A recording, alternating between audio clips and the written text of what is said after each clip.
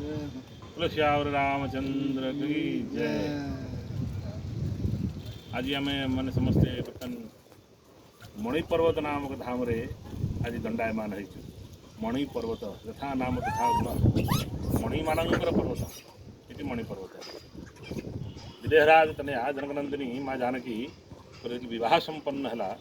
विवाह संपन्न जिते आसिक ये माँ बरजात्री आसिक रहिले विदेहराज जनक राजा যৌতুକ ଏତେ ଗାଡ଼ି ବଳଦ ଗାଡ଼ି ଏତେ ଶଗଡ଼ ଗାଡ଼ି ଏତେ ମଣି ହୀରା ନୀଳା ମୋତି ମାଣିକ ଏତେ ପ୍ରକାର ବୈତୃତ୍ୟ ମଣି ଏତେ ପ୍ରକାର ମଣି ମୁକ୍ତା ଇତ୍ୟାଦି କରିକି ଦେଇଥିଲେ ଯେ ଅଯୋଧ୍ୟା ଭିତରେ ପ୍ରବେଶ କରିବା ତାହା ଅସମ୍ଭବ ହୋଇପଡ଼ିଲା। ବରଯାତ୍ରୀଙ୍କୁ ପ୍ରବେଶ କରାଇବେ ନା ଏହି ଅସଂଖ୍ୟ ପରିମାଣରେ ଯେଉଁ ବଳଦ ଗାଡ଼ିମାନେ ମଣି ଧାରଣ କରିକି ଅଛନ୍ତି ସେମାନଙ୍କୁ ପ୍ରବେଶ କରାଇବେ। ତେଣୁ ଦଶରଥ ରାଜା ଚକ୍ରବର୍ତ୍ତୀ ସମ୍ରାଟ ଦଶରଥ ରାଜା ଆଦେଶ କଲେ कि विजयराज जनकनंदिनी सहित आसीथिबा मणि खचित मणिपूर्ण जो शगड़ गाड़ी ताहा अयोध्या बाहर गोटे जगार ढाली दि जाऊ से ढालिकी पलैले। तेणु एत परिमाण रे मणि एकत्रित है जे पर्वताकार होगला। तेणु यहाँ मणि पर्वत कहुए।